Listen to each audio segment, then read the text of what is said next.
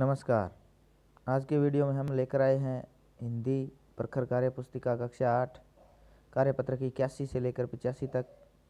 Video शुरू करने से पहले अगर आप हमारे YouTube चैनल पर नए हैं तो चैनल को सब्सक्राइब करें, वीडियो को लाइक करें और शेयर करें। तो शुरू करते हैं आज के कार्यपत्र 81। दक्षता है अपनी कल्पना से कहानी या कविता को आगे बढ़ाते हुए लिख पाना। इसमें पहला प्रश्न है, कहानी को पढ़िए और कहानी को आगे बढ़ाकर लिखिए। शुरू करते हैं। एक बकरी चरने के लिए जंगल गई, सामने बाघ आ गया।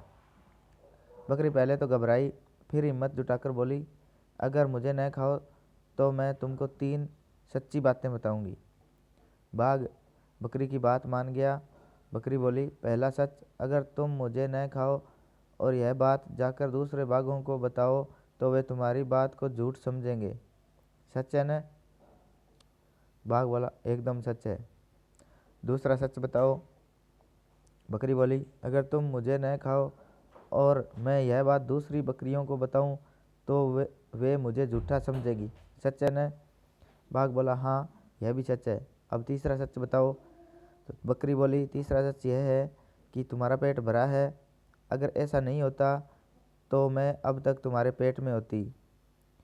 सुनकर बाघ को हंसी आ गई, बोला, यह भी सच है।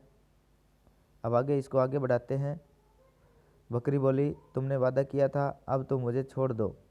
बाघ, ठीक है, मैं वादा निभाता हूँ, तुम्हें छोड़ रहा हूँ। बकरी, आपका बहुत बहुत धन्यवाद। बाघ, तुम तो बहुत चतुर निकली। बकरी, सब आपकी मेहरबानी है महाराज। ऐसे करके हम इस कहानी को पूरा कर सकते हैं। आगे वाला प्रश्न क्या है, आप इस कहानी को क्या नाम देना चाहते हो? कोई 2 नाम सोचकर लिखिए। तो इसमें इसके नाम जैसे चतुर बकरी है या बकरी की चतुराई है, ऐसे हम इसमें इसके नाम दे सकते हैं। ख में है, नीचे दिए गए वाक्य में उपयुक्त जगह पर विराम चिन्ह लगाकर लिखिए। बाघ बोला, एकदम सच है। दूसरा सच बताओ। तो इसमें लिखेंगे, बाघ बोला, एकदम सच है। दूसरा सच बताओ। तो इसमें हम विराम चिन्ह जहाँ लगाए हैं वहाँ लगा देंगे। इसके बाद कार्यपत्रक 82 है, दक्षता पठित सामग्री को अपने अनुभवों से जोड़कर लिख पाना। पहला प्रश्न है, आपने साइकिल चलाना किससे सीखा और कैसे? लिखिए। तो उत्तर लिखेंगे, मैंने मेरे दोस्त से साइकिल चलाना सीखा। जब मैं कक्षा 7 में पढ़ता था तब मेरे दोस्त ने अपनी साइकिल से सिखाया था। आपको जिसने सिखाया आप यहाँ लिख सकते हैं। दूसरा प्रश्न है, साइकिल चलाना सीखने के बाद आपके जीवन में क्या क्या बदलाव आए हैं? लिखिए। जैसे मैं साइकिल से विद्यालय चला जाता हूँ, खेत में आ जा सकता हूँ, घर का सामान लाने में कोई समस्या नहीं होती, गांव जाना आसान हो गया है। आप भी अपने विचार यहाँ लिख सकते हैं। तीसरा प्रश्न है, महिलाओं के जीवन में साइकिल चलाने से क्या जो आत्मविश्वास जगा उससे जीवन में क्या क्या बदलाव हुए? लिखिए। तो उत्तर है, जैसे महिलाएं सामान बेचने के लिए साइकिल से एक से दूसरे गांव चली जाती है, बाजार से सामान लाने के लिए महिलाएं स्वयं चली जाती हैं, खेत से सामान लाने के लिए साइकिल का उपयोग करती है और पानी लाने के लिए भी साइकिल का उपयोग करती है। उनके जीवन में वो किसी के ऊपर अब निर्भर नहीं रही है, आत्मनिर्भर हो गई है। चौथा प्रश्न है, आपके स्कूल में साइकिल से आने वाले किसी एक बच्चे से बात करते हुए उसके साइकिल चलाने के अनुभवों को लिखिए। तो आप अपने स्कूल में जो कोई भी बच्चा साइकिल लेके आता है उससे पूछकर यहाँ उसके अनुभव लिखने हैं। जैसे हमारे विद्यालय में प्रहलाद लोहार का नाम का लड़का साइकिल से विद्यालय आता है। उसके घर से विद्यालय की दूरी 2 किलोमीटर है। उसने बताया कि पैदल आने में उसे 40 मिनट का समय लगता है, जबकि साइकिल से अब उसे 20 मिनट ही लगते हैं और थकान और देरी भी नहीं होती। तो ये उसके अनुभव यहाँ लिखने हैं। कार्यपत्रक 83 है, दक्षता है गद्यांश पद्यांश को पढ़कर समझ के साथ प्रश्नों के उत्तर दे पाना। तो ये निम्नलिखित अपठित गद्यांश को पढ़कर नीचे दिए गए प्रश्नों के उत्तर लिखिए। ये एक गद्यांश है, इसको पढ़कर प्रश्नों के उत्तर देने हैं। जैसे एक कंपनी ने नई कार बनाई, उस कार को जनता के सामने लाने के लिए सजाया गया और कारखाने से बाहर निकालने की तैयारी कर ली गई। लेकिन बाहर निकालते समय पता चला कि कार की ऊंचाई मुख्य दरवाजे से लगभग 1 इंच ज़्यादा थी। सभी लोग परेशान हो गए। कुछ लोगों ने सुझाव दिया कि दरवाजे को ऊपर से 1 इंच काट दिया जाए और बाहर निकालकर वापस ठीक कर दिया जाए। कंपनी के सभी बड़े बड़े अधिकारी अपना दिमाग लगा रहे थे, परंतु इस समस्या का कोई हल नहीं निकल पा रहा था। तभी वहाँ खड़े एक मजदूर ने कहा, साहब, अगर इजाज़त हो तो मैं कुछ समाधान निकालूं। तब अधिकारी ने कहा, ठीक है, बताओ अब क्या करना चाहिए। मजदूर ने चुपचाप चारों पहियों की थोड़ी थोड़ी हवा निकाल दी। हवा कम हो जाने से कार लगभग 2 इंच कम हो गई। मजदूर ने कहा, साहब, अब कार आराम से निकल जाएगी। सभी अधिकारी उसकी प्रशंसा करने लगे। तो पहला प्रश्न है, सभी अधिकारी परेशान क्यों थे? तो उत्तर है, क्योंकि नई कार की ऊंचाई मुख्य दरवाजे से लगभग 1 इंच ज़्यादा थी, तो कार को बाहर कैसे निकालें, इसलिए परेशान थे। दूसरा है, आपको अधिकारी का स्वभाव कैसा लगा? तो उत्तर लिखेंगे, हमको अधिकारी का स्वभाव अच्छा व सरल लगा। तीसरा प्रश्न है, कार निकालने की समस्या का समाधान किसने किया तथा कैसे किया? तो इसका उत्तर होगा, समस्या का समाधान एक मजदूर ने किया। उसने चारों पहियों की थोड़ी थोड़ी हवा निकाल दी थी। चौथा प्रश्न है, मजदूर की प्रशंसा किसने की? तो उत्तर होगा, सभी अधिकारियों ने मजदूर की प्रशंसा की। पांचवा है, इस घटना से आप क्या समझते हैं? तो इसका उत्तर लिखेंगे, इस घटना से किसी भी व्यक्ति को कम नहीं समझना चाहिए।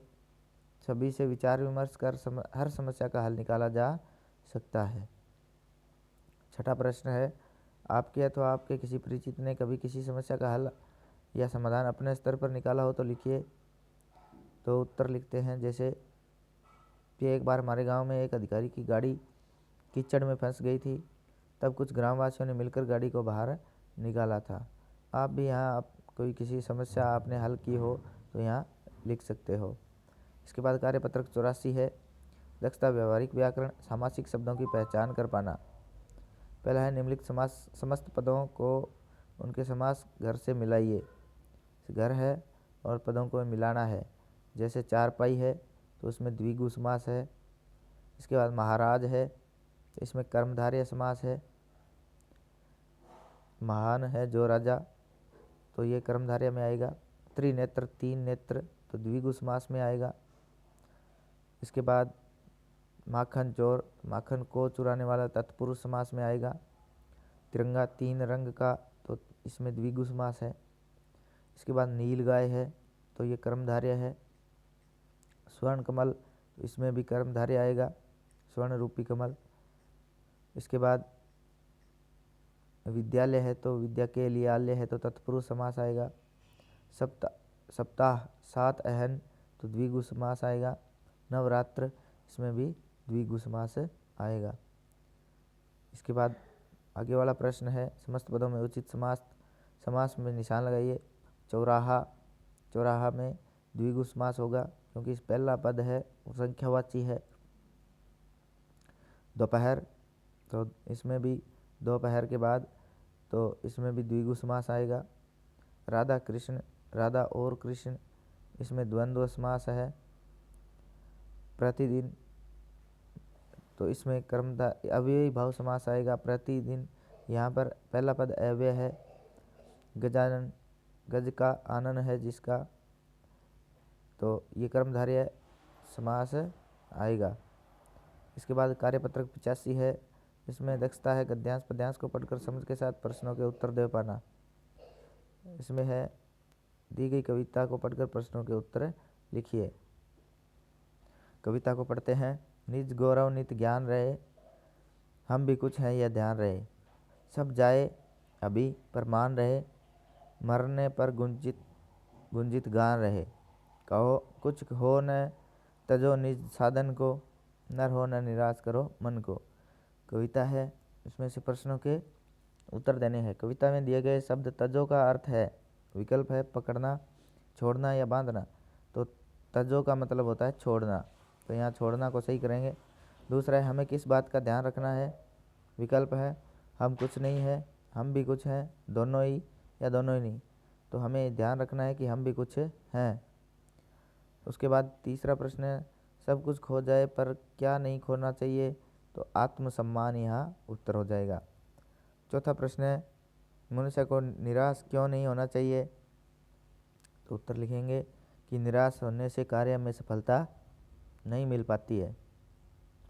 पांचवा है, आपके अनुसार इस कविता का शीर्षक क्या हो सकता है? तो हम उत्तर लिखेंगे जैसे कि आत्मविश्वास है, इसका उत्तर हो सकता है।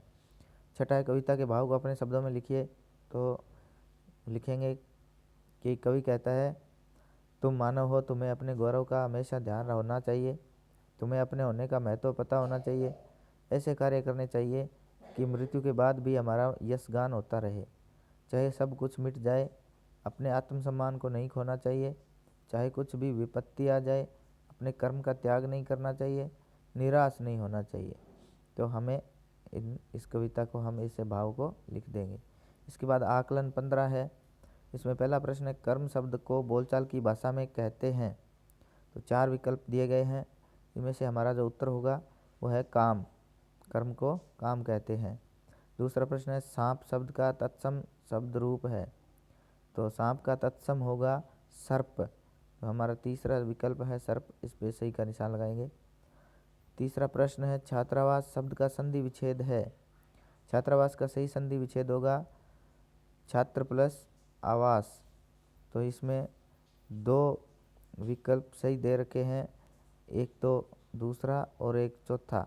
तो इसमें हमारा जो दूसरा है ये सही है। इसके बाद चौथा प्रश्न है, दीर्घ संधि है। दीर्घ संधि है, 4 विकल्प है, गुण संधि का भेद, स्वर संधि का भेद, व्यंजन संधि का भेद या विसर्ग संधि का भेद। तो गुण संधि है वो, दीर्घ संधि है वो है स्वर संधि का भेद। इसके बाद पांचवा है, विराम चिन्हों से संबद्ध विकल्प है। कौन से में है जिसमें विराम चिन्ह दिए हुए हैं? तो इसमें हमारा विकल्प तीसरा है, जिसमें विराम चिन्ह दिए गए हैं। छठा प्रश्न है, जंगल हमारे जंगल विषय पर आप अपने विचार लिखिए। तो इसमें हमारा उत्तर होगा, जैसे प्राचीन समय में बहुत सारे जंगल थे, लेकिन मनुष्य ने धीरे धीरे अपने स्वार्थ के लिए जंगलों को काटना शुरू कर दिया, जिससे जंगली जानवरों को भोजन और आवास की समस्याओं का सामना करना पड़ रहा है। इसके बाद 7वां प्रश्न है, निम्नलिखित वाक्यों में सही या गलत का निशान लगाइए। तो पहला है, 2 वर्णों के मेल से जो परिवर्तन होता है उसे संधि कहते हैं। तो इसमें आएगा सही है। ख है, व्यंजन संधि में केवल स्वरों का मेल होता है। तो ये गलत है।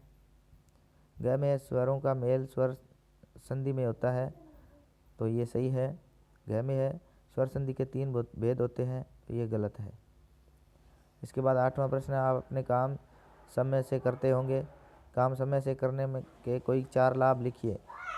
तो इसमें होगा, पहला है, काम का बोझ नहीं बढ़ता, जल्दबाजी नहीं करनी पड़ती, समय पर काम करने से कार्य सही व पूर्ण हो जाता है और मन में आत्मविश्वास पैदा होता है। उसके बाद 9वां प्रश्न है, आपने देखा होगा कि कई लोग घरों में तोते अन्य पक्षियों को पिंजरे में बंद कर देते हैं। आपके विचार में ऐसा करना उचित है? अपने विचारों को लिखिए।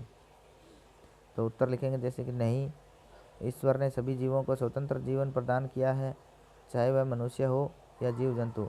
हमें कभी भी पक्षियों को पिंजरे में बंद नहीं करना चाहिए, उन्हें खुले आकाश में आज़ाद रहना पसंद है। तो हमारा आज के कार्यपत्रक और आकलन पूरे हुए। धन्यवाद।